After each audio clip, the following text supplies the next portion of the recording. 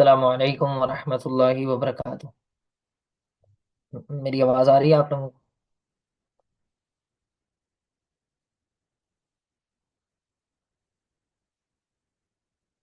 اور اسکرین بھی شیئر ہو رہی ہے؟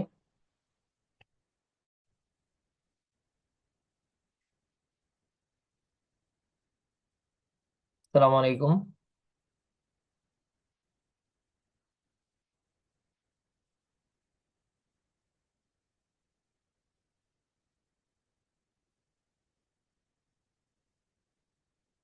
صحیح۔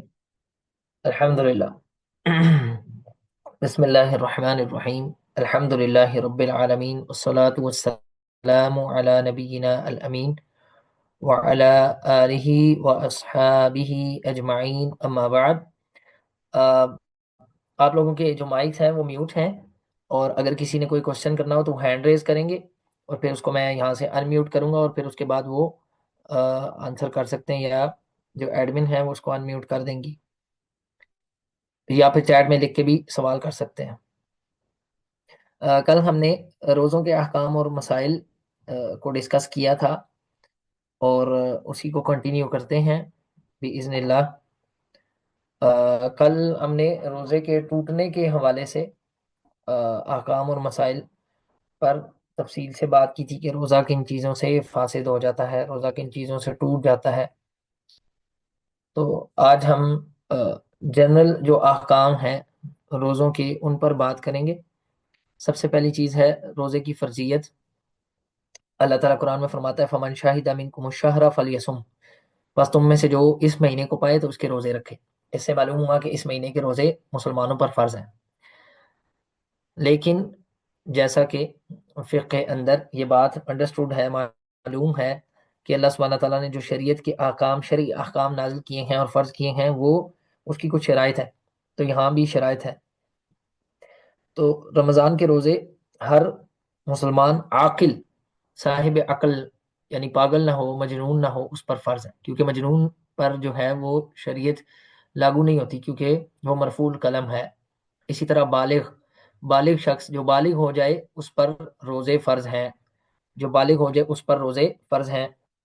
اور بالغ وہ شخص ہے جس کے اندر بلوغت کی علامات پائی جائیں، اور بلوغت کی علامات معروف ہیں، یعنی اس کو انزال ہو جائے، یا پھر اس کی جو ہے وہ لڑکی ہے تو اس کو حیض آنا شروع ہو جائے، یا اس کی عمر 15 سال ہو جائے۔ اس کی عمر 15 سال، لڑکا یا لڑکی، اس کی اگر عمر 15 سال ہو گئی ہے اور اس کو حیض نہیں آیا یا انزال بھی نہیں ہوا تو بھی وہ بالغ ہے، تو اس پر شرعی احکام لاگو ہوں گے۔ اور اگر اس عمر سے پہلے ان میں سے کوئی علامت آ جائے تو وہ بھی بالغ ہے۔ اسی طرح علماء اس کے ساتھ ایک اور چیز بھی شامل کرتے ہیں، وہ ہے حلق العان، وہ ہے شعر العان، یعنی زیر ناف بال اگر آ جائیں تو اس سے بھی بعض علماء کہتے ہیں کہ بلوغت ثابت ہو جاتی ہے۔ تو ہر مسلمان عاقل بالغ صاحب الاستطاعہ، جو روزہ رکھنے کی استطاعت رکھتا ہو، روزہ رکھ سکتا ہو، اس پر روزہ رکھنا فرض ہے۔ بچوں پر فرض تو نہیں ہے، لیکن بچوں کو روزہ رکھوانا یہ مستحب ہے، جیسا کہ صحیح بخاری اور مسلم کی حدیث میں ربیع بنت معوذ رضی اللہ عنہا کہتی ہیں کہ ہم اپنے بچوں کو روزہ رکھواتے تھے، ہم اپنے بچوں کو روزہ رکھواتے تھے، اور جب ہم مسجد جاتے فنجعل لهم اللعبة من العهن، تو ان کو ہم روئی کا ایک کھلونا بنا کے دے دیتے۔ فاذا بكى احدهم على الطعام، جب کسی کو بھوک کی وجہ سے، کھانے کی وجہ سے وہ روتا، کھانے کو یاد کرتا، اعطیناها ایاہ عند الافطار، تو ہم وہ اس کو کھلونا دے دیتے تو وہ افطاری تک اس کے پاس رہتا۔ اس سے معلوم ہوا کہ وہ اپنے بہت چھوٹے بچوں کو بھی روزہ رکھواتے تھے، بہت چھوٹے بچوں کو بھی روزہ رکھواتے تھے۔ ہاں، اگر روزہ رکھوانے سے کسی بچے کی صحت پہ فرق پڑ سکتا ہے تو اس کو نہ رکھوائیں، لیکن عام طور پہ بچوں کو روزہ رکھوانا یہ مستحب ہے، اور بچوں کو اس کی عادت ڈالنی چاہیے۔ اب وہ لوگ جن کو اللہ سبحانہ تعالیٰ نے چھوٹ دی ہے کہ وہ روزہ چھوڑ سکتے ہیں، یعنی ان کے لیے روزہ چھوڑنے کی اجازت ہے آزار کی بنا پر، وہ کون ہے؟ اللہ تعالیٰ قرآن میں فرماتا ہے وَمَنْ كَانَ مَرِيضًا أَوْ عَلَى سَفَرٍ فَعِدَّةٌ مِّنْ أَيَّامٍ أُخَرَ، بس تم میں سے جو مریض ہو او علی سفر، یا سفر پہ ہو، مسافر ہو، فعدۃ من ایام اخر، تو دوسرے دنوں میں رمضان کے روزوں کی گنتی کو پورا کر لیں، یعنی دوسرے دنوں میں پورا کر لیں۔ اس آیت سے معلوم ہوا کہ مریض پر روزہ چھوڑنے کی اجازت ہے، یعنی مریض اگر چاہے تو روزہ چھوڑ سکتا ہے۔ مریض سے کیا مراد ہے؟ اب جس کے سر میں درد ہے تو وہ بھی مریض ہے، اور جس کے ٹانگ پہ فریکچر آ گیا تو وہ بھی مریض ہے، یا جس کو انگلی پہ کٹ لگ گیا تو وہ بھی مریض ہے، بیمار ہے، اس کو انگلی میں تکلیف ہے۔ تو مریض سے کیا مراد ہے؟ تو اس کو فقہا منضبط کرتے ہیں اس بات کے ساتھ، من کان مرضہ یزید بالصوم، ایسا مریض جس کے مرض کا تعلق روزے کے ساتھ ہو، یعنی روزہ رکھنے سے اس کا مرض بڑھ سکتا ہے، او یتأخر برؤہ جدا، یا اس کی جو شفا یابی ہے اس میں تاخیر آ سکتی ہے، او یجد مشقتا شدیدہ، یا وہ شدید مشقت اس کو اٹھانی پڑے گی، اگر وہ روزہ رکھے تو شدید مشقت اٹھانی پڑے گی، تو ایسا شخص جو ہے وہ روزہ چھوڑ سکتا ہے۔ اب مثال کے طور پہ ایک شخص ہے، اس کی ٹانگ فریکچر ہو گیا، ڈاکٹر نے کہا، ڈاکٹر نے اس کو پلسٹر لگا دیا اور ڈاکٹر نے کہا بس آپ ریسٹ کریں۔ اب اس کا تعلق روزے کے ساتھ نہیں ہے، ہاں سوائے اس کے کہ ڈاکٹر نے اگر اس کو اینٹی بایوٹکس دی ہیں اور ڈاکٹر نے کہا کہ اینٹی بایوٹکس لیں گے تو آپ کی ٹانگ ٹھیک ہوگی، تو الگ مسئلہ ہے۔ لیکن اگر کوئی اس طرح سے دوائی نہیں دی اور اس کو بس پلسٹر لگا ہوا ہے، تو مریض تو ہے، اٹھ کے چل بھی نہیں سکتا، آفس بھی نہیں جا سکتا، کہیں اور بھی نہیں جا سکتا، مریض تو ہے، لوگ بھی اس کو دیکھنے کے لیے، عیادت کے لیے آ رہے ہیں، بھائی اس کی ٹانگ ٹوٹ گئی، لیکن اس کا تعلق روزے کے ساتھ نہیں ہے، تو ایسا شخص روزہ رکھے گا، روزہ نہیں چھوڑ سکتا۔ لیکن اگر اس کوئی ایسی بیماری ہے کہ جس سے اس کے مرض کے بڑھنے کا خطرہ ہے یا شدید مشقت ہے، فار ایگزامپل ایک شخص ہے، اس نے روزہ رکھ لیا، فرض کریں رکھ لیا، اور اس کو شدید سر میں درد شروع ہو گیا، اتنا شدید ہے سر میں درد کہ اگر وہ پین کلر نہیں لے گا تو اس کو لگ رہا ہے کہ اس کے دماغ کی کوئی نس پڑ جائے گی یا مر جائے گا، تو اس کے لیے جائز ہے کہ وہ اپنا روزہ توڑے اور پین کلر لے لے، یا بخار ہے اور بخار بھی شدید ہے اور بھوکا نہیں رہ سکتا، دوائی نہیں لے گا تو زیادہ بیماری بڑھنے کا خطرہ ہے، تو ایسا شخص روزہ چھوڑ سکتا ہے، اور وہ علیہ القضاء، بعد میں پھر قضا دے گا، اس پر قضا ہے جب وہ ٹھیک ہو جائے گا۔ دوسرا شخص جو اس آیت میں ذکر ہوا وہ مسافر ہے، اور اس بات پہ شیخ الاسلام امام ابن تیمیہ رحمہ اللہ نے اجماع نقل کیا ہے کہ مسافر روزہ چھوڑ سکتا ہے۔ کون سا مسافر روزہ چھوڑ سکتا ہے؟ وہ مسافر جس کے لیے نماز قصر کرنے کی اجازت ہے، وہ مسافر جو نماز قصر کر سکتا ہے وہ روزہ چھوڑ سکتا ہے۔ اچھا، اب کتنی مسافت پہ قصر کر سکتا ہے، اس میں علماء کا اختلاف ہے، اس میں علماء کا اختلاف ہے۔ اسی طرح کتنے دن تک اگر قیام کرتا ہے تو اس میں بھی اختلاف ہے، بعض اہل علم کہتے ہیں کہ 4 دن، بعض اہل علم کہتے ہیں کہ 12 دن، بعض کہتے ہیں 19 دن، تو یہ شدید اختلاف ہے۔ تو اس معاملے میں آپ اپنے جن علماء کو فالو کرتے ہیں عام مسائل میں اور جن سے فتویٰ لیتے ہیں تو ان سے ہی یہ سوال کریں اور اس پہ عمل کریں۔ جہاں تک بات ہے مسافت کی کہ کتنی مسافت پہ جو ہے وہ قصر ہوتی ہے، تو اس میں بھی علماء کا شدید اختلاف ہے، بعض اہل علم 40 کلومیٹر پہ کہتے ہیں، کہ بعض کہتے ہیں 22 کلومیٹر، اور صحیح ترین جو قول ہے وہ دو ہے، ایک 80 کلومیٹر ہے، جو سعودیہ کی فتویٰ کمیٹی کا یہی فتویٰ ہے کہ جو شخص 80 کلومیٹر تک سفر کرے تو وہ مسافر ہے، اور جو اس سے کم سفر کرے گا تو وہ مسافر نہیں ہے، اس کو نماز پوری پڑھنی پڑے گی، اور جب نماز پوری پڑھنی پڑے گی تو وہ روزہ بھی نہیں چھوڑ سکتا کیونکہ وہ مسافر نہیں ہے شرعی اعتبار سے۔ دوسرا قول ہے، اور یہ قول زیادہ مضبوط ہے واللہ عالم، شیخ الاسلام امام ابن تیمیہ رحمہ اللہ کا یہی قول ہے، اور وہ یہ ہے کہ آپ کے معاشرے کے اندر، آپ کے عرف میں جس جگہ پہ جانے کو سفر شمار کیا جاتا ہے تو وہ سفر ہے، آپ کے معاشرے میں جس جگہ جانے کو سفر سمجھا جاتا ہے تو وہ سفر ہے، اور جس جگہ جانے کو سفر نہیں سمجھا جاتا وہ سفر نہیں ہے۔ فار ایگزامپل ہم لوگ راولپنڈی کے لوگ اسلام آباد جانے کو یا فیصل مسجد جانے کو ہم سفر نہیں سمجھتے، لیکن یہاں سے اگر ہم ملتان جاتے ہیں یا رحیم یار خان جاتے ہیں یا کراچی جاتے ہیں، حیدرآباد جاتے ہیں، ایون کہ فیصل آباد جاتے ہیں، تو ہم اس کو سفر سمجھتے ہیں، ہم سمجھتے ہیں کہ سفر پہ جا رہے ہیں، لیکن اگر ہم یہاں سے رواج جاتے ہیں تو اس کو ہم سفر نہیں شمار کرتے۔ تو آپ کے علاقے میں جس جگہ جانے کو سفر شمار کیا جاتا ہے، سفر قرار دیا جاتا ہے، تو وہ سفر ہے اور اس میں روزہ چھوڑا جا سکتا ہے، لیکن وہ علیہ القضاء، بعد میں اس کی قضا دینی پڑے گی۔ سفر سے متعلق انتہائی اہم مسئلہ جو اکثر لوگ اس سے ناواقف ہیں، اسٹوڈنٹس بھی ناواقف ہوتے ہیں، وہ یہ کہ مسافر کے لیے یہ جائز نہیں ہے کہ رات ہی کو، مثلا اس نے سفر صبح 10 بجے کرنا ہے تو وہ رات کو یہ نیت کر لے کہ جی میں تو صبح سفر کرنا ہے تو میں روزہ نہیں رکھوں گا، یہ اس کے لیے جائز نہیں ہے، بلکہ وہ یہ نیت کرے گا کہ میں نے صبح روزہ رکھنا ہے، اس کو معلوم ہے کہ سفر، لیکن روزہ رکھنا اس پہ لازم ہے، صبح سحری بھی کرے گا روزہ بھی رکھے گا، اور سفر جب تک وہ سفر شروع نہیں کرے گا تب تک اس کو جو ہے وہ اجازت نہیں ہے کہ وہ روزہ چھوڑے یا کچھ کھائے اور پیے۔ اور اس بات پر امام قرطبی رحمہ اللہ نے اجماع نقل کی اپنی تفسیر میں، اور ان سے پہلے امام ابن عبد البر نے تمہید میں بھی، تمہید لما فی المعطى من الاسانید، اس میں بھی امام ابن عبد البر رحمہ اللہ نے اجماع نقل کیا ہے کہ وہ لازمی صبح روزہ رکھے گا۔ اب جب وہ سفر پہ چل پڑا تو اب اس کے لیے جائز ہے کہ وہ افطاری کرے، یعنی کہ روزہ کھول دے، روزہ چھوڑ دے، اور مکمل کرنے کی بھی اجازت ہے اگر وہ مکمل کر سکتا ہے، اس کی تفصیل انشاءاللہ آگے آ جائے گی۔ لیکن اب وہ روزہ کب چھوڑے گا، یعنی کب کھولے گا اپنا روزہ، تو اس میں علماء کا اختلاف ہے۔ بعض اہل علم کہتے ہیں کہ وہ، اور سیدنا انس رضی اللہ تعالیٰ عنہ کا یہ قول ہے، غالباً سیدنا انس بن مالک رضی اللہ عنہ کا یہ قول ہے، اور ان سے ثابت ہے کہ وہ جب سواری پر بیٹھ جاتے تھے تو وہ پھر روزہ کھول دیتے تھے۔ تو اگر کوئی شخص سواری پر بیٹھ جائے تو روزہ کھول دے، ایک قول یہ ہے۔ دوسرا قول یہ ہے کہ وہ جب اپنے علاقے سے باہر نکلے گا، کیونکہ جب علاقے کے اندر ہے تو ابھی اس کا سفر شروع نہیں ہوا، تو فقہا یہ کہتے ہیں کہ اس کا سفر شروع تب ہوگا جب وہ اپنے علاقے کی حدود سے باہر نکلے گا۔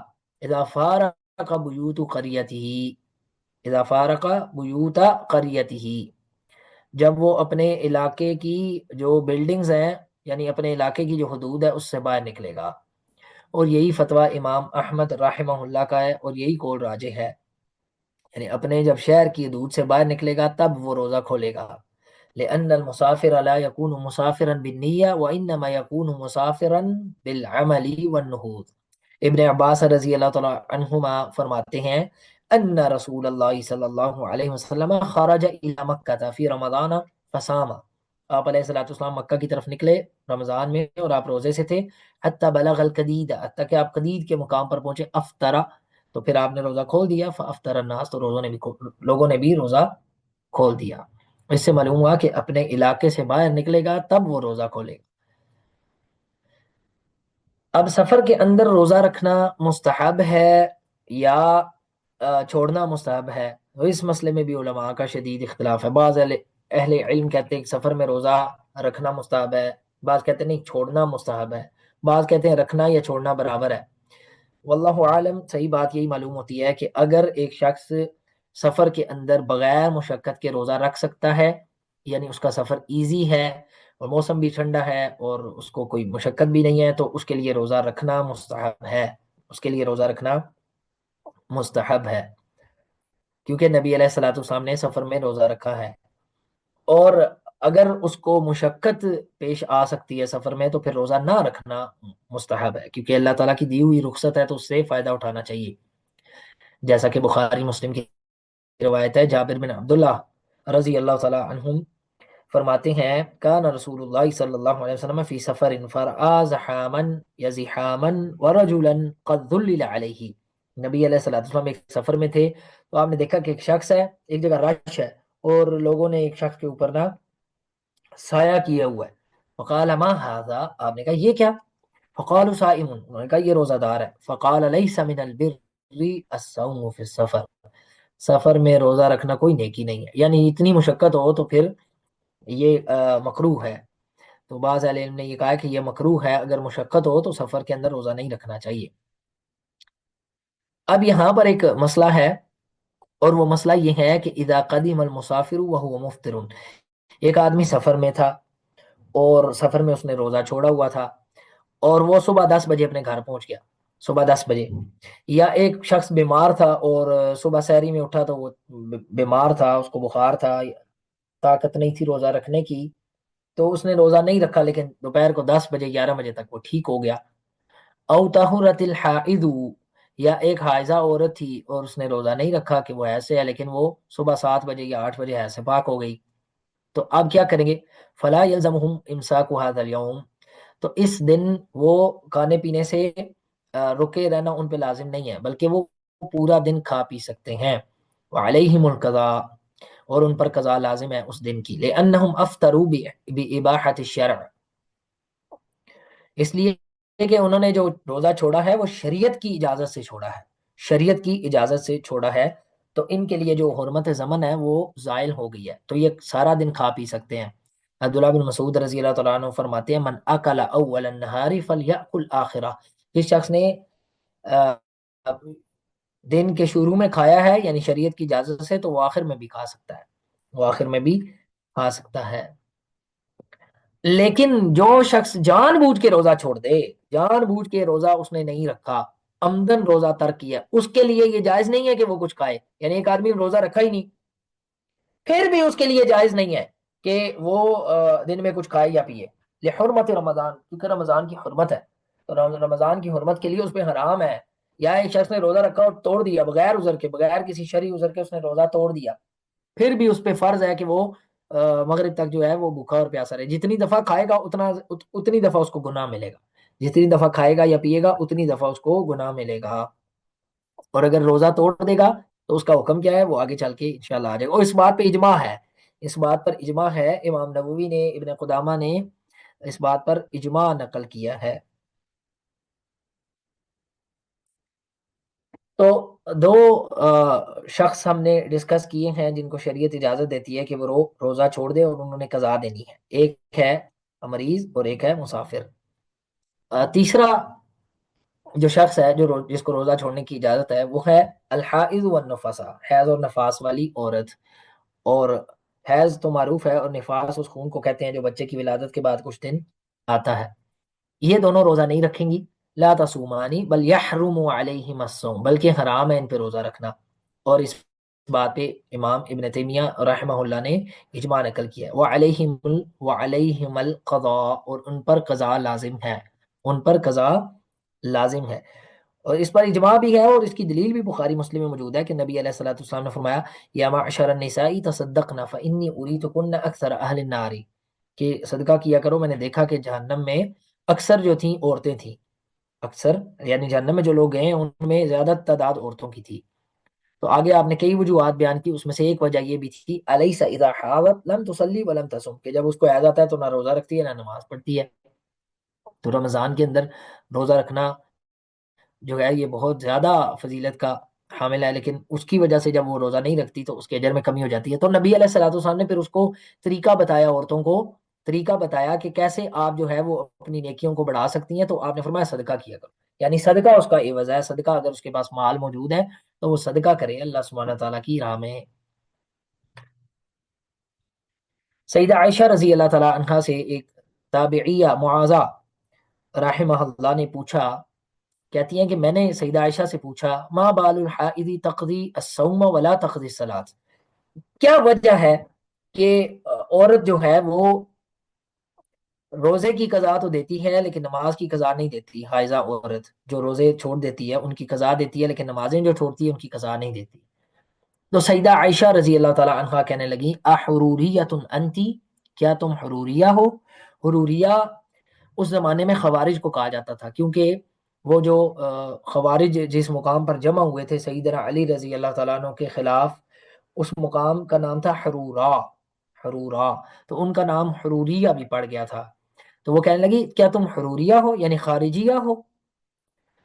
وہ کہنے لگی لست بحروریہ، نہیں میں حروریہ نہیں ہوں، ولکنی اصل میں سوال کر رہی ہوں.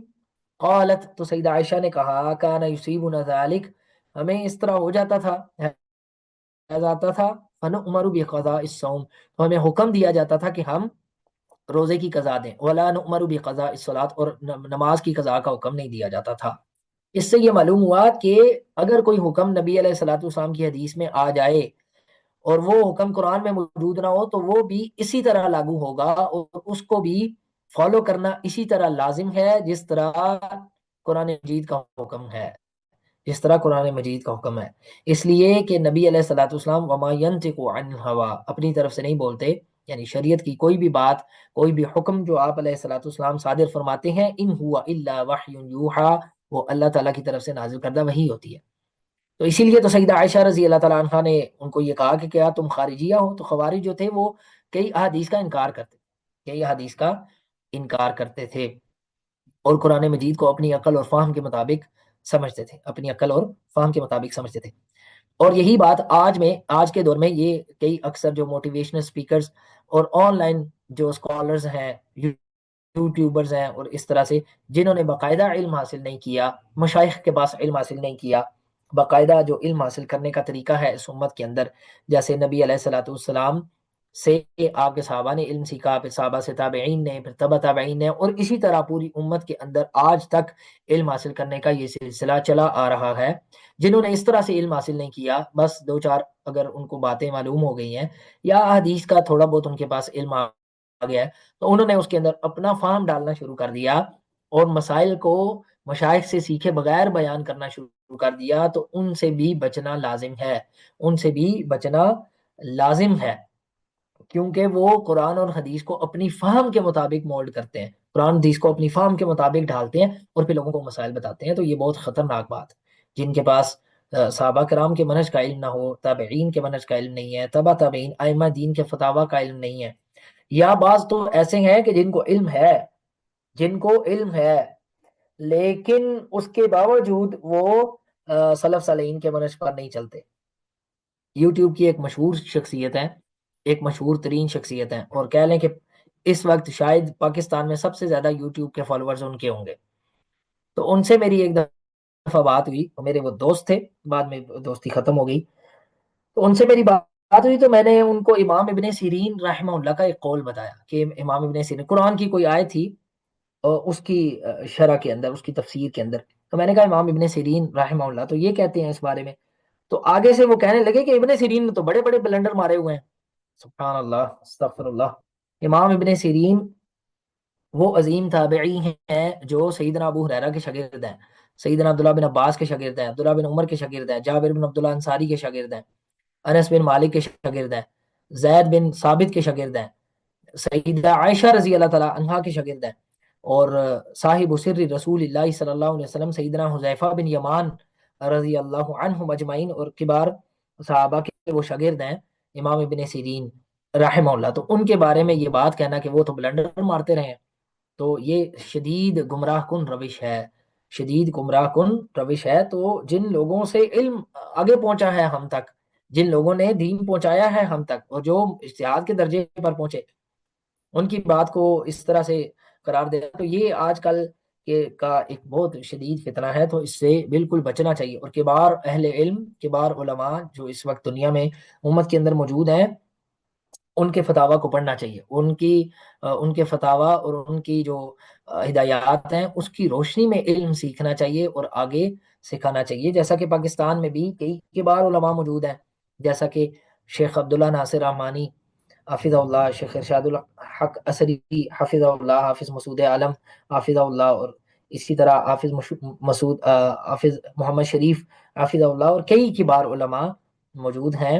ان کبار علماء کی نگرانی میں جو ہے وہ دعوت کا کام بھی ہے، وہ ان کبار علماء کی نگرانی میں کرنا اور ان سے مشورہ کر کے کرنا یہ ضروری ہے۔ ہمارے ہاں کئی دعات جو ہیں دعوت کا کام کرتے ہیں، وہ اس چیز کا بھی لحاظ نہیں رکھتے، اس چیز کا بھی لحاظ نہیں رکھتے، تو یہ بھی درست نہیں ہے، بلکہ اہل علم کی نگرانی میں دعوت کا کام، دعوت و تبلیغ کا کام کرنا یہ ضروری ہے۔ اگلا جو شخص ہے جس کو شریعت نے اجازت دی ہے کہ وہ روزہ چھوڑ دے، وہ ہے الحامل والمرضع، حمل والی عورت اور دودھ پلانے والی عورت، جب بچے کو دودھ پلا رہی ہے۔ لیکن ان کے لیے یہ اجازت تب ہے جب ان کو ڈر ہو، یعنی حاملہ کو ڈر ہو اپنی جان کا، بیمار ہونے کا یا حمل پہ نقصان ہونے کا، یا دودھ پلانے والی عورت کو یہ خطرہ ہو کہ اس کا دودھ ختم ہو جائے گا روزہ رکھنے سے یا کم ہو جائے گا اور بچے کی ضرورت پوری نہیں ہوگی، تو ان کے لیے جائز ہے کہ یہ روزہ چھوڑ دیں، جیسا کہ سنن نسائی کی روایت ہے کہ نبی علیہ الصلوۃ والسلام نے فرمایا ان اللہ عز وجل وضع للمسافر الصوم وشطر الصلاۃ، کہ اللہ سبحانہ تعالیٰ نے مسافر سے روزہ اور آدھی نماز کو معاف کر دی، یعنی قصر کر دیا۔ وعن الحبلى والمرضع، اور جو دودھ پلانے والی عورت ہے اور اسی طرح جو حاملہ عورت ہے اس سے بھی اللہ سبحانہ تعالیٰ نے روزے کو معاف کر دیا ہے۔ اب یہ دونوں جب روزہ چھوڑیں گی تو پھر کیا کریں؟ اس میں علماء کا اختلاف ہے، دو قول جو ہیں وہ مشہور ہیں۔ اور ایک قول یہ ہے کہ وہ اپنے روزے کی قضا نہیں دیں گی بلکہ فدیہ دیں گی، یعنی جو روڑیں گی اس کے بدلے وہ فدیہ دیں گی۔ یہ بات صحابہ سے ثابت ہے، یہ قول بات صحابہ سے ثابت ہے۔ دوسرا قول یہ ہے کہ قضا دیں گی، قضا دیں گی بعد میں، رمضان کے بعد قضا دیں گی۔ اور یہ قول عبداللہ بن عباس رضی اللہ تعالی عنہما سے مصنف عبد الرزاق میں ثابت ہے، اور تابعین میں سے حسن البصری اور ابراہیم النخعی، عطا بن ابی رباح، امام زہری، امام اوزائی، ربیعۃ الرائی، اور اسی طرح بعد کے ائمہ میں سے امام سفیان الثوری، امام ابو حنیفہ، امام لیث، اور اسی طرح امام طبری اور ابو ثور اور ابو عبید اور کئی دوسرے بڑے کبار علماء کا فتویٰ ہے۔ اور یہی فتویٰ سعودیہ کی فتویٰ کمیٹی اللجنہ دائمہ کا فتویٰ ہے، اور شیخ ابن باز اور ابن عثیمین اور شیخ مقبل بن ہادی اور اسی طرح کئی دوسرے اہل علم، شیخ جبرین ایتھیوبی اور شیخ سعد الخسلان کا فتویٰ ہے کہ وہ قضا دے گی، وہ قضا دے گی۔ اب یہاں پر عین ممکن ہے کہ کوئی عورت یہ سوال کرے یا کسی کے ذہن میں یہ سوال آئے کہ اگر وہ ایک سال جو ہے وہ حاملہ ہے، روزے نہیں رکھ سکی، پھر اگلا سال وہ دودھ پلا رہی ہے، پھر اس سے اگلا سال بھی دودھ پلا رہی ہے، پھر اگلا سال پھر حاملہ ہے، پھر 2 سال دودھ پلا رہی ہے، تو اب یہ کیا کرے؟ تو بھائی یہ اتنا مشکل نہیں ہے۔ اگر وہ ہر مہینے میں 5 روزے بھی رکھے تو 11 ملٹی پلائی بائی 5 55 روزے وہ رکھ سکتی ہے پورا سال میں، تو ہر مہینے میں 3 روزے تو رکھ ہی سکتی ہے، 3 روزے بھی رکھے تو 33 بنتے ہیں۔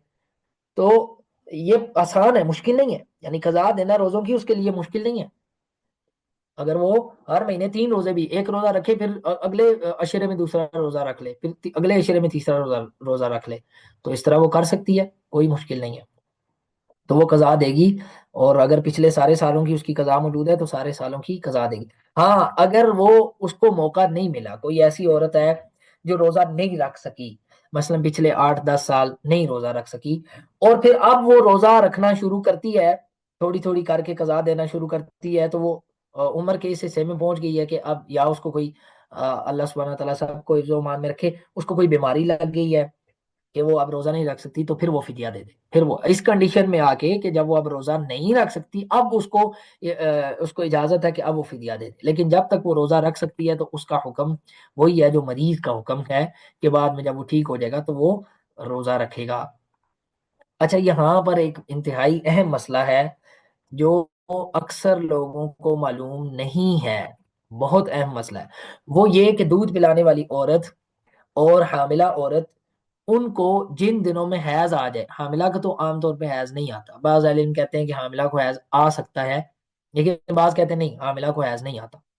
بہرحال جو دودھ پلانے والی عورت ہے، اس کو جن دنوں میں حیض آئے گا ان دنوں میں تو روزہ رکھنا اس کے لیے جائز ہی نہیں ہے، تو ان دنوں کے روزے کی قضا لازم ہے بالاتفاق، بالاتفاق۔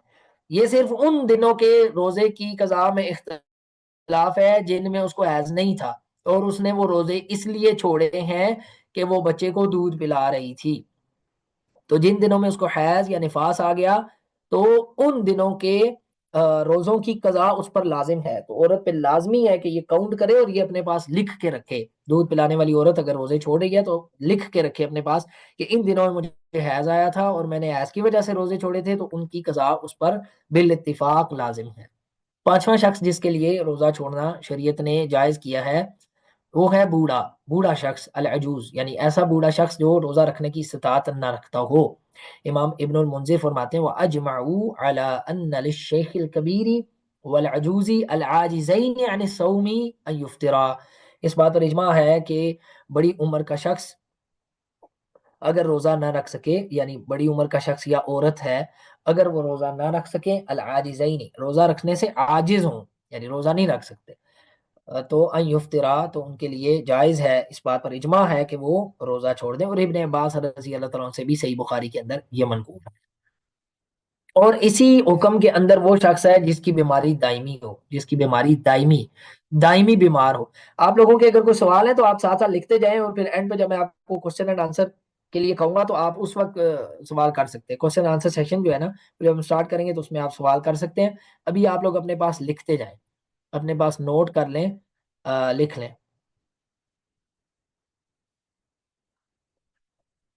طيب تو اسی حکم میں وہ شخص ہے جس کی بیماری دائمی ہو. جیسے اگر کسی کو شوگر کا مرض ہے، شوگر کا پیشنٹ، یعنی شوگر لو ہونے کا، شوگر بڑھنے کا نہیں. کئی لوگ ان کو بیماری ہوتی ہے شوگر بڑھنے کی، تو وہ روزہ چھوڑ دیتے ہیں، روزہ ہی نہیں رکھتے. ان سے کو کیا مسئلہ ہے؟ کہتے ہیں جی میں شوگر پیشنٹ ہوں. بھائی شوگر پیشنٹ کا کیا مطلب؟ شوگر بڑھنے کی بیماری ہے؟ جی بالکل. بھائی آپ کے لیے تو روزہ ضروری ہے. آپ کا تو علاج ہے روزہ، آپ کیسے روزہ چھوڑ سکتے؟ تو روزہ چھوڑنا اس کے لیے الاؤ ہے شوگر کے مسئلے میں، جس کی شوگر لو ہو جاتی ہے. شوگر لو ہو جاتی ہے بھوکا پیاسا رہنے سے، اور ڈاکٹر کہتے ہیں کہ نہیں آپ نہیں روزہ رکھ سکتے، تو اس کے لیے جائز ہے. اور چونکہ یہ بیماری تقریباً دائمی ہوتی ہے، تو وہ بھی بوڑھے کے حکم میں ہے. یا اور کوئی ڈائلسس پہ ہے، کڈنی پیشنٹ ہے، وہ روزہ نہیں رکھ سکتا، یا اور کوئی ایسی بیماری ہے، تو وہ اگر تو وہ روزہ چھوڑ دے گا، وہ روزہ چھوڑ دے گا. اس بات پر بھی امام ابن المنذر رحمہ اللہ نے اجماع نقل کیا. اچھا آپ روزہ چھوڑ دیں، اب یہ روزہ تو رکھ نہیں سکتے، تو کیا کریں گے؟ تو ان پر فدیہ ہے، ان پر فدیہ، یہ فدیہ ادا کریں گے، یہ فدیہ ادا کریں گے. اور یہ فتویٰ سیدنا انس بن مالک رضی اللہ تعالیٰ عنہ سے. بعض اہل علم نے کہا ہے کہ نہیں کوئی فدیہ نہیں ہے ان پر، بعض اہل علم نے یہ کہا ہے کہ ان پر فدیہ نہیں ہے، لیکن جمہور اہل علم یہ کہتے ہیں کہ ان پر فدیہ لازم ہے. اور شافعیہ، حنابلہ اور حنفیہ کا یہی قول ہے. اور تابعین میں سے امام اکرمہ، سعید بن المسیب، عطا بن ابی رباح اور قتادہ البصری رحمہ اللہ کا یہ فتویٰ ہے. اور ابن عباس رضی اللہ تعالیٰ عنہ کا بھی یہ فتویٰ ہے. اور صحابہ میں سے انس بن مالک رضی اللہ تعالیٰ عنہ سے ثابت ہے، سیدنا ابو ہریرہ رضی اللہ تعالیٰ عنہ سے ثابت ہے، اور اسی طرح بعض اور صحابہ سے ثابت ہے.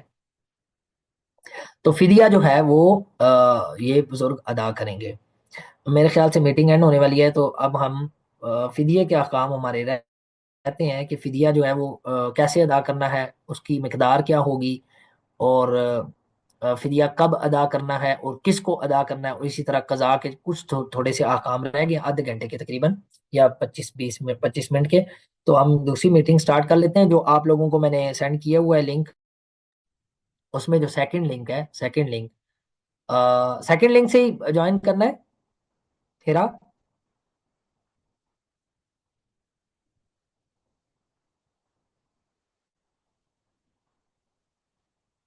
سیکنڈ لنک سے جوائن کرنا ہے.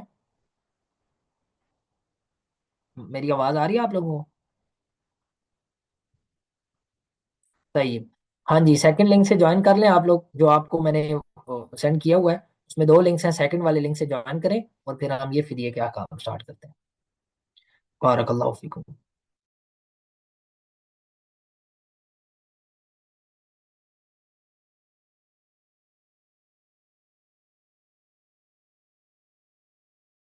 جی، جو کم سے کم مقدار ہے وہ دے دی ہے، لیکن ایک مد بھی دے دے تو جائز ہے، ایک مد بھی دے دے.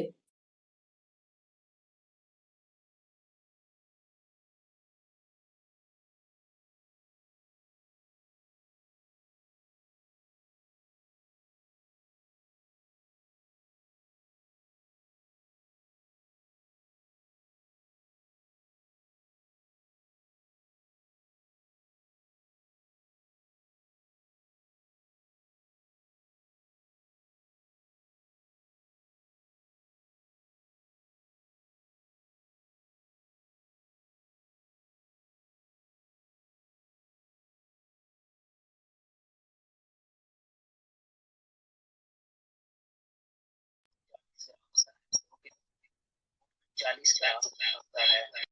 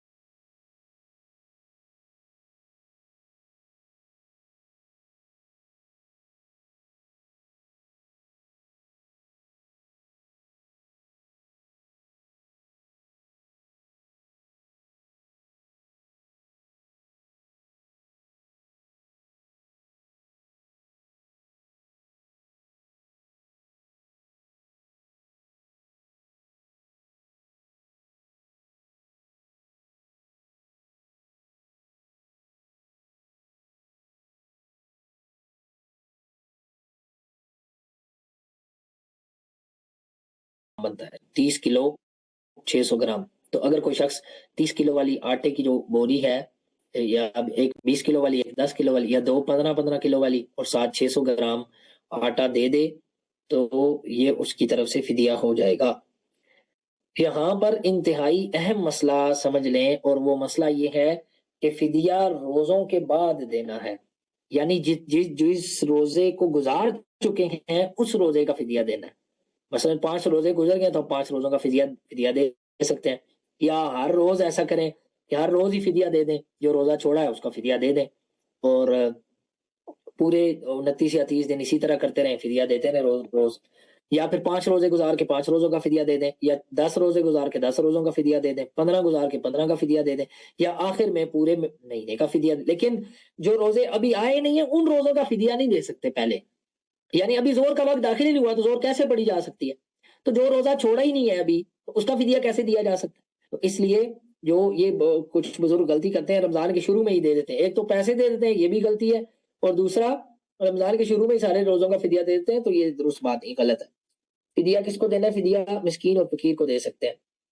تو مسکین کیا ہوتا ہے؟ فقیر کا تو معلوم ہے نا، فقیر کا معلوم ہے، تو مسکین کیا ہوتا ہے؟ شیخ ابن باز کہتے ہیں المسکین هو الفقیر الذي لا يجد کمال الکفایہ والفقیر اشد حاجۃ منه۔ فقیر تو وہ ہے جس کے پاس کچھ بھی نہیں ہے، اور مسکین وہ ہے کہ جو شخص جس کے پاس کچھ مال موجود ہے، یا اس کی جاب بھی ہے، اس کی جاب فرض کریں اس کی جاب بھی ہے، لیکن اس کا خرچہ زیادہ ہے، ضروریات زیادہ ہیں اور آمدن کم ہے۔ فار ایگزامپل ایک شخص کرائے کے مکان میں رہتا ہے، 5 اس کے بچے ہیں اور اس کی 30,000 تنخواہ ہے۔ اب کرائے کے مکان آج کے دور میں 10,000 سے کم تو نہیں ملتا، یا ایک بیٹھک میں بھی رہے تو وہ بھی 7-8 ہزار کی ملتی ہے، تو 5اس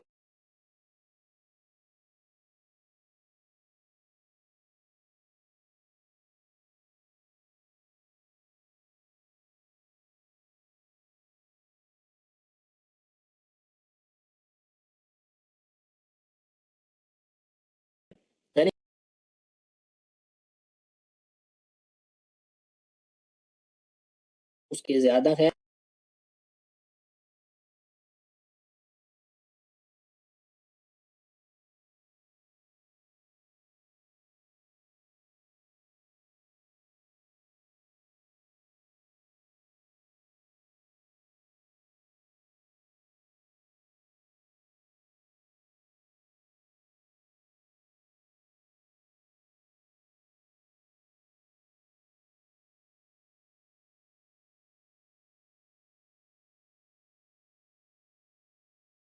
یعملون فی البحر، کہ جو کشتی تھی، جو خضر علیہ السلام نے کشتی وہ خراب کر دی تھی، تو وہ کچھ مساکین کی تھی جو کام کرتے تھے سمندر میں، تو کام بھی کرتے تھے، جاب بھی تھی ان کی، لیکن ان کو پھر بھی اللہ سبحانہ تعالیٰ نے مسکین کہا ہے، ان کو پھر بھی اللہ تعالیٰ نے مسکین کہا ہے۔ تو مسکین کو جو ہے وہ فدیہ وغیرہ دیا جائے، بلکہ ایسے مسکین کو دینا زیادہ بہتر ہے۔ ایک تو وہ ہے نا جو گھر گھر مانگتے ہیں، تو ان کو ان کی تو اچھی خاصی دیار لگ جاتی ہے۔ ایک وہ شخص ہے جو آپ کا رشتہ دار ہے لیکن وہ مانگتا نہیں ہے کسی سے، آپ خود ایسا بندہ تلاش کریں کہ آپ کو معلوم ہے کہ اس کے حالات ٹھیک نہیں ہے، یہ مشکل سے گزارا کرتا ہے، اس کو سپورٹ کریں، اس کو سپورٹ کرنا زیادہ افضل ہے، اور ایسے لوگوں کو ڈھونڈنا چاہیے۔ تو یہ فدیے سے متعلق بعض احکام تھے۔ اب ہم آتے ہیں احکام القضاء، قضاء کے احکام۔ جس شخص پر رمضان کے روزوں کی قضاء ہو، جن کے بارے میں پیچھے گزر چکا ہے کہ وہ کون سے لوگ ہیں، تو ان کے لیے جائز ہے کہ وہ اگلے رمضان تک قضاء کو لیٹ کریں، لیکن اگلے رمضان سے پہلے پہلے رمضان کے روزوں کی قضاء دینا ضروری ہے۔ کئی عورتیں جو ہیں وہ ان کے جو روزے رہ جاتے ہیں رمضان کے، تو وہ پھر بہت زیادہ لیٹ کرتی ہیں، پھر شعبان میں جا کے وہ جب دن بالکل کم رہ جاتے ہیں تو پھر روزے رکھتی ہیں، پھر ان کو دوبارہ سے رمضان سے پہلے حیض آ جاتا ہے تو پھر وہ بھی روزے نہیں رکھ سکتی۔ تو عورت کو اس چیز کا دھیان رکھنا چاہیے کہ ایسا نہ ہو کہ آخر میں اتنے دن رہ جائیں کہ میں روزے نہ رکھ سکوں تو وہ گناہ گار ہوگی، یا اتنا مارجن رکھنا چاہیے کہ وہ روزے رکھ سکیں، بلکہ شروع میں ہی رکھ لینا بہتر اور افضل ہے، شروع میں ہی رکھ لینا بہتر اور افضل ہے، اس کو تاخیر نہیں کرنی چاہیے، تاخیر نہیں، بلکہ اس بات پہ اتفاق ہے کہ مستحب ہے کہ وہ شروع میں ہی رمضان کے روزوں کی قضا دے دے جس کے روزے رہتے ہیں۔ بعض اہل علم تو اس کو واجب کہا ہے، بعض اہل علم شیخ البانی وغیرہ کہتے ہیں یہ فرض ہے، یعنی جیسے ہی مریض ٹھیک ہوگا تو وہ روزے اپنے رکھے گا، اس کو لیٹ نہیں کر سکتا، اس کو لیٹ نہیں کر سکتا۔ لیکن صحیح بات یہ ہے کہ جائز ہے کہ وہ اگلے رمضان تک اس کو تاخیر، لیکن اگلے رمضان سے پہلے پہلے اس کو مکمل کرنا یہ ضروری ہے۔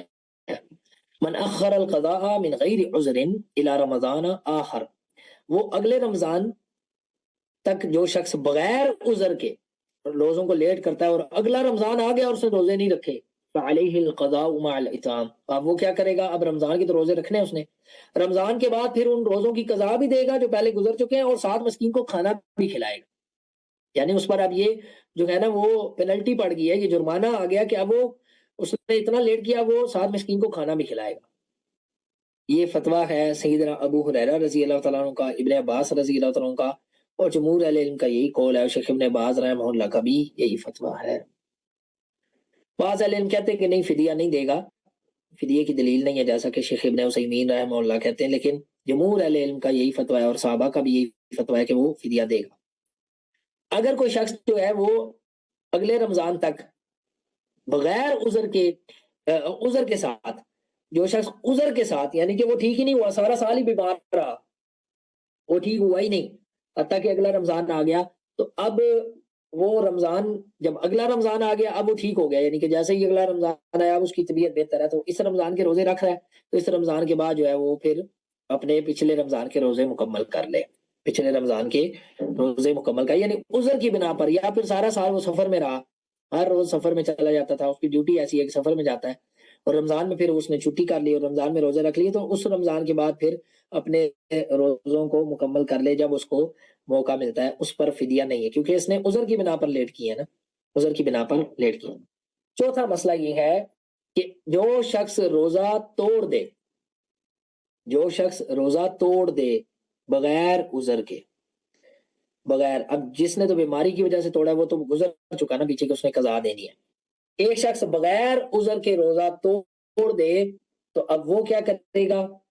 پہلی بات تو یہ کہ بغیر عذر کے روزہ توڑنا یہ کبیرہ گناہ ہے، یا روزہ چھوڑنا یا توڑنا یہ کبیرہ گناہ ہے، جیسا کہ اس حدیث میں ابو امامہ الباہلی رضی اللہ عنہ کی حدیث میں کہ نبی علیہ السلام نے فرمایا بینا انا نائم اذ اتانی رجلان، میں سویا ہوا تھا کہ دو شخص میرے پاس آئے، یعنی خواب بیان کر رہے، انہوں نے مجھے بازو سے پکڑا اور مجھے ایک بڑے سخت پہاڑ پہ لے گئے اور مجھے کہتے ہیں اوپر چڑھو، تو میں نے کہا کہ انی لا اطیق، میں نہیں چڑھ سکتا، تو انہوں نے کہا ہم آپ کی مدد کرتے ہیں، آسان کرتے ہیں، آپ پر چڑھیں، کہتے ہیں میں پھر اوپر چڑھا حتیٰ کہ میں نے کچھ بڑی سخت آوازیں سنی، تو میں نے کہا ما ہذی الاصوات، یہ کیا آوازیں ہیں؟ تو انہوں نے کہا ھذا ہوا رواء اہل نار، یہ اہل نار کی چیخ و پکار ہے۔ پھر وہ مجھے لے کے اوپر چڑھے تو میں ایک ایسی قوم کے پاس پہنچا، ایسے لوگوں کے پاس پہنچا، معلقین بعراقیبہم، ان کو ان کی ایڑیوں کے بل جو ہے نا الٹا لٹکایا ہوا تھا، مشققتن اشداقہم، اور ان کی باچھیں چیری ہوئی تھی، منہ کی جو دو سائڈیں ہوتی ہیں ان کو باچھیں کہتے ہیں، باچھیں چیری ہوئی تھی، تسیل اشداقہم دمن، اور ان کی باچھوں سے خون نکل رہا تھا۔ تو میں نے کہا یہ کون ہے؟ تو مجھے کہنے والے نے کہا کہ یہ وہ لوگ ہیں یفطرون قبل تحلت صومہم، قبل تحلت صومہم، یہ اپنے روزے کو پہلے ہی کھول دیتے تھے، یہ وہ لوگ ہیں یعنی کہ وقت سے پہلے، اب جو روزہ رکھے ہی نہ بغیر عذر کے اس کا کتنا بڑا گناہ ہوگا۔ پھر وہ نبی علیہ السلام نے مجھے آگے لے کے چلے تو میں ایک ایسی قوم کے پاس ہے اشد شیء انتفاخا، کہ وہ بہت زیادہ نا پھولے ہوئے تھے، جس طرح ایک چیز خراب ہو کے پھول جاتی ہے نا، کوئی ڈیڈ باڈی پھول جائے، وَأَنْتَنِهِ رِيحًا، اور انتہائی غلیظ ان کے اندر سے بدبو آ رہی تھی، اسمیل آ رہی تھی، وَأَسْوَئِهِ مَنظَرًا، وہ انتہائی گندا منظر تھا وہ۔ تو میں نے پوچھا یہ کون ہے؟ قال هؤلاء الزانون والزوانی، یہ زنا کرنے والے مرد اور زنا کرنے والی عورتیں ہیں۔ پھر وہ مجھے اوپر لے کے چلے، فَإِذَا أَنَا بِنِسَاءٍ، پھر میں کچھ ایسی عورتوں کے مجھے دکھائی گئیں، عورتوں کے پاس سے گزرا، تنحش ثدیہن الحیات، کہ سانپ جو ہے ان کی جو پستان ہے اس کو نوچ رہے تھے، فقلت، میں نے کہا ما بال ہؤلاء، ان عورتوں کو کیا ہوا ہے، ان کا کیا قصور ہے؟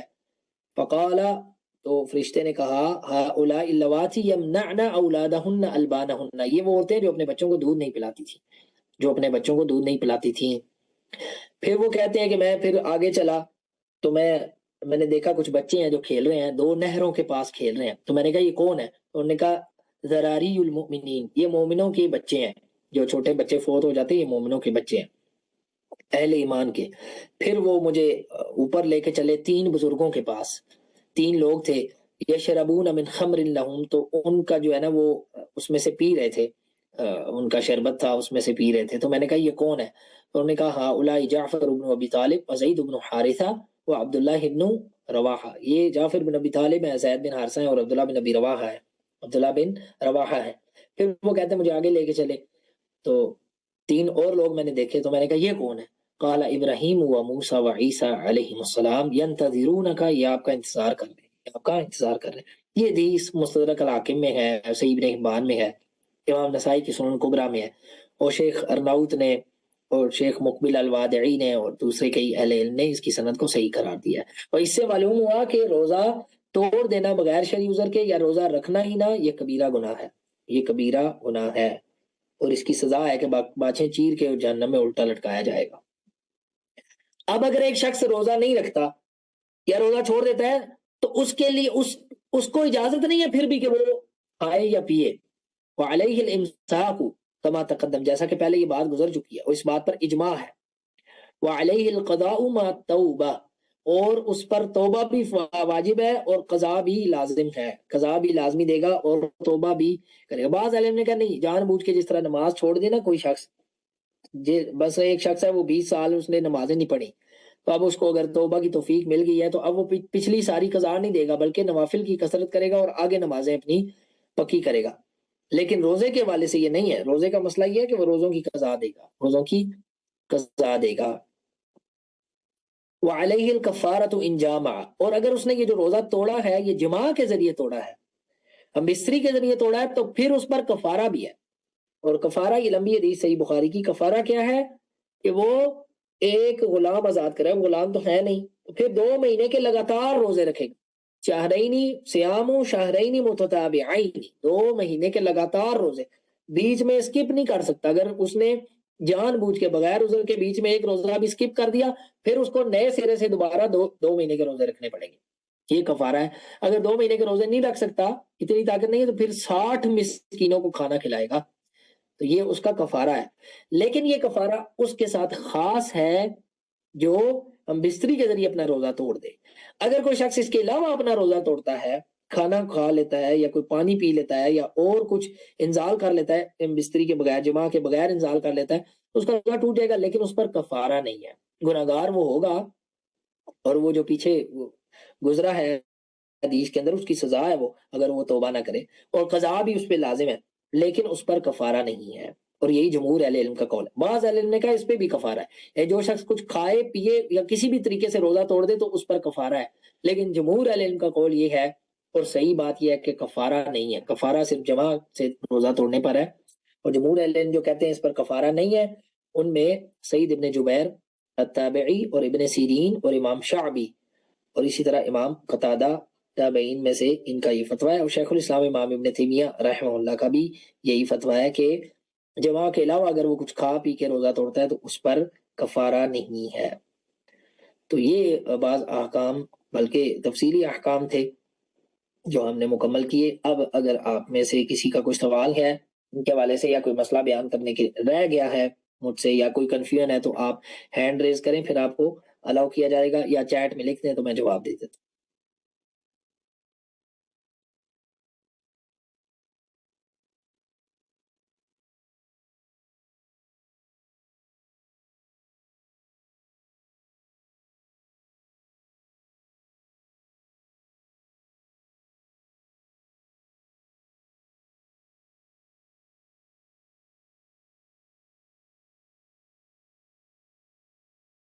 اگر کسی کا سوال ہے تو لکھ کے کر سکتے ہیں اور ہینڈ ریز کر کے بھی کر سکتے ہیں، اور اگر نہیں ہے تو پھر ہم اپنی میٹنگ اینڈ کرتے ہیں. موسمی بخار وغیرہ کے سبب روزہ چھوڑ سکتے ہیں؟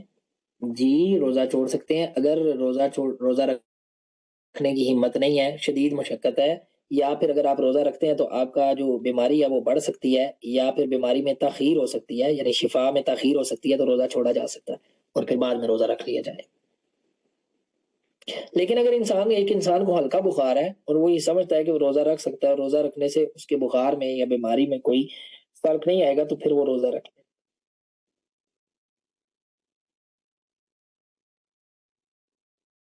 جی اور کوئی سوال؟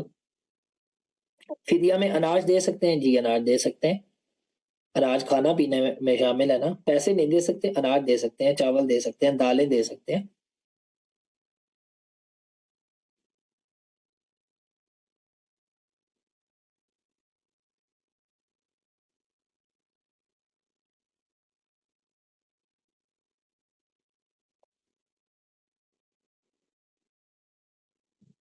فدیے کے پیسے آپ تو دے دیے ہیں، تو کیا اب پھر سے روزانہ دینا ہوگا کھانا؟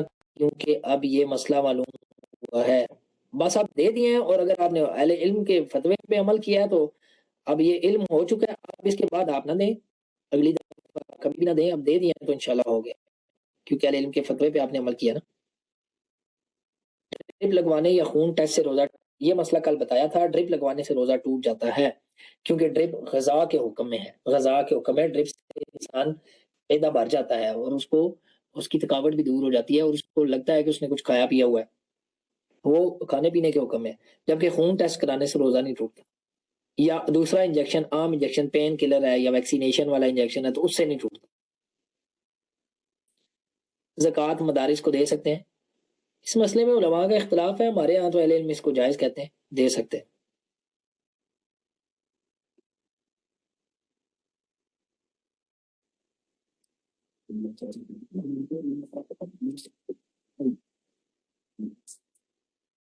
جی مائک آن کیا آپ نے، سوال ہے آپ کا آئی فون کے نام سے؟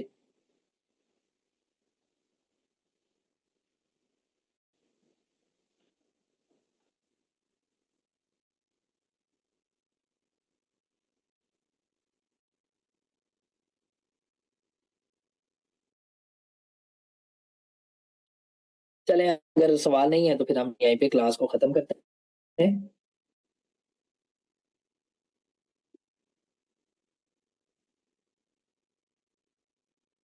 کسی مدرسے میں فدیہ دے سکتے ہیں؟ جی مدرسے میں فدیہ نہیں، فدیہ مساکین کو ہی دینا ہے، مدرسے میں نہیں دے سکتے۔ اگر مدرسے میں مساکین موجود ہیں تو آپ ان کو فدیہ دے دیں، مدرسے میں اگر مساکین موجود ہیں تو ان کو فدیہ دے دیں۔ اگر 10-12 سال پہلے کسی بیمار ٹائیفائڈ وغیرہ سے سارا ماہ روزہ نہ رکھے اور قضا بھی نہ دے سکے تو 10-12 سال بعد، جی 10-12 سال بعد بھی قضا دے گا۔ اب اگر وہ دے سکتا ہے قضا، اب اگر وہ اس قابل ہے کہ قضا دے سکتا ہے تو قضا دے گا، اگر اب وہ اتنا بوڑھا ہو گیا کہ اب قضا نہیں دے سکتا یا کوئی اور بیماری آ گئی ہے پھر فدیہ دے گا، لیکن اگر قضا دے سکتا ہے تو 50 سال بعد بھی قضا لازم ہے۔ اگر پریگنینسی کی وجہ سے روزے چھوٹ گئے ہوں اور یاد بھی نہ ہو کہ کتنے روزے چھوٹے ہیں اور ان کی قضا بھی نہیں دے سکے تو کیا کرنا چاہیے؟ یاد کوشش کریں نا کہ کتنے، کچھ تو اندازہ لگایا جا سکتا ہے، تو میکسیمم اندازہ لگا کے ان کی قضا دیں۔ کتنی آمدنی والے زکوٰۃ کا مستحق ہوں گے؟ جو مسکین ہے وہ زکوٰۃ کا مستحق ہے، اور میں نے بتا دیا کہ ہر وہ شخص جس کی آمدنی اس کے اخراجات سے کم ہے، جس کی آمدنی اس کے اخراجات سے کم ہے، آپ کو اندازہ ہو جائے گا ان کی حالت سے، یا آپ سوال جواب کر لیں اسے تو پتہ چل جائے گا کہ اس کی تنخواہ زیادہ ہے، یعنی یہ گزارا کر لیتے ہیں، یا اس کی تنخواہ اتنی ہے کہ ان کا گزارا بہت مشکل سے ہوتا ہے اور کئی ضروری چیزیں بھی یہ رہ جاتی ہیں ان سے۔ فدیہ میں تو گندم اکیلی بھی دے سکتے ہیں، ساتھ میں دالیں وغیرہ وہ سارا کچھ دینا ہے، مطلب ایک دن کا کھانا؟ گندم اکیلی بھی دی جا سکتی ہے، لیکن دالیں وغیرہ اگر ایڈ کر دیں تو بہتر ہے، دالیں وغیرہ ایڈ کر دیں تو بہتر ہے۔ اور اگر جو ڈکار کے ساتھ تھوڑا سا ہلکا سا کھٹا پن جو گلے میں آتا ہے، کیا اس سے کوئی روز پہ افیکٹ ہوتا ہے یا نہیں؟ نہیں۔ اور ایک بات پوچھنی تھی، وہ نماز کے بارے میں تھی، پوچھ لوں؟ جی جی پوچھیں۔ ایک سنتے موقدہ ہوتی ہے، ایک ہوتی ہے غیر موقدہ۔ غیر موقدہ اور سنتے موقدہ جو ہے، ان دونوں کی ادائیگی میں فرق ہوتا ہے؟ کوئی فرق نہیں، کوئی فرق نہیں ہے، ادائیگی تو سیم ہے۔ نہیں، ایک میں وہ کہتے ہیں کہ آپ نے جو ہے وہ سنا دونوں مطلب تیسری رقم میں بھی سنا پڑھنی ہے، اور اس کی جو ہے وہ آپ نے نہیں، ایسی کوئی بات نہیں ہے کہ تیسری رکعت میں بھی ثنا پڑھنی ہے، کوئی فرق نہیں ہے۔ سیم طریقے سے ادا کر سکتے ہیں؟ جی بالکل، جی جزاک اللہ۔ اس کی کوئی دلیل نہیں ہے کہ تیسری رکعت میں ثنا پڑے گا، جو کہتا ہے اسے کہیں دلیل لے کے آؤ، حدیث دکھاؤ، ریفرنس دو۔ جی جی صحیح۔ بارک اللہ فیکم۔ چلیں ہم یہاں پہ اپنا سیشن اینڈ کرتے ہیں. اگر مزید کوئی کسی کو سوال بعد میں آ گیا ہوا تو آپ گروپ میں کر سکتے ہیں. آپ گروپ میں سوال کر سکتے ہیں انشاءاللہ. السلام علیکم ورحمۃ اللہ وبرکاتہ.